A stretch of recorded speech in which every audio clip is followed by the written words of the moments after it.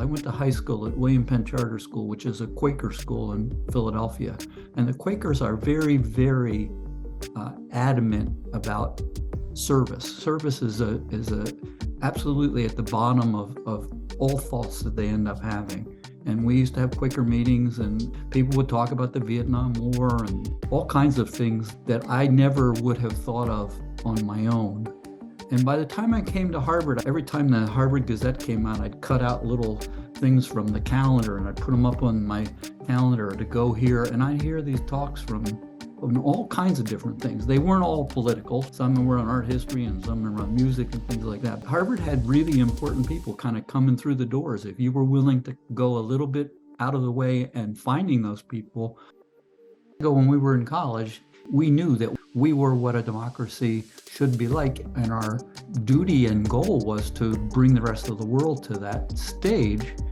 And we fast forward to today, and the scary thing is that most of the world looks upon us as threatened. And the question about how we got there is a very complex question.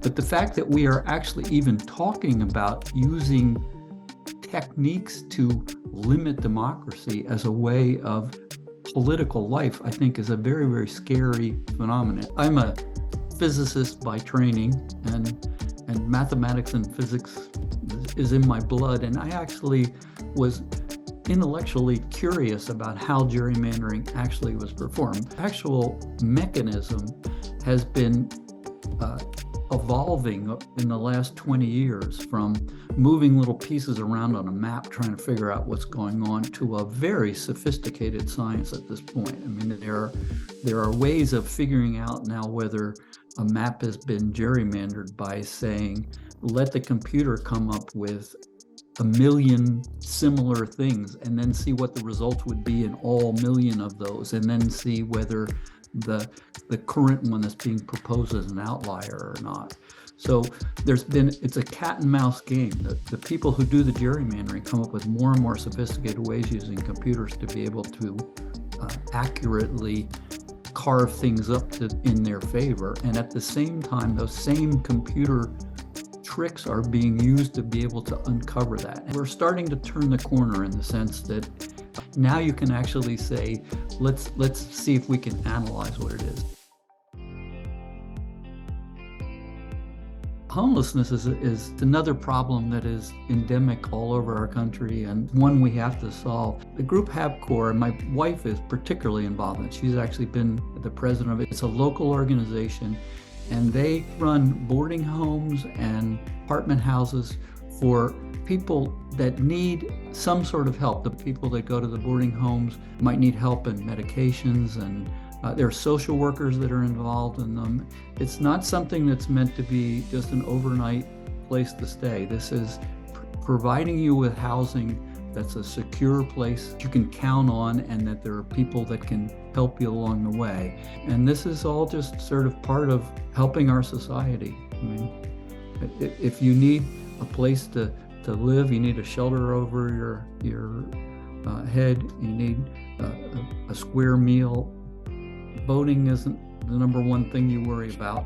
Climate change isn't the number one thing you worry about. And so you got to solve those problems as well. The natural environment is really important to me. And I see that, I certainly see that as an outgrowth of my interest in science. I almost would say the most recent Class Act forums that talking about biodiversity, I think, is a good connection between all those things. That the well-being of the whole Earth is really dependent upon these things. And my interest in preserving democracy is the same kind of thing. It isn't just democracy is a nice thing to have in a little, trophy case and say, isn't it good we have that? But we really need that to be able to move forward. And biodiversity, I put in exactly that same category. One of the most important things to me is that I pass on a world to my children and my grandchildren that is better than the world I inherited. And that means climate change has to somehow be solved. That means all these things that we're talking about voting it's essential to me that they have a freer world to be able to, not a more restricted world. And when I wake up in the morning, if I think I've made a little bit of a difference that way, I think of it in terms of my offspring and their offspring, and living in a world that's a better place. That's sort of the motivation deep within me.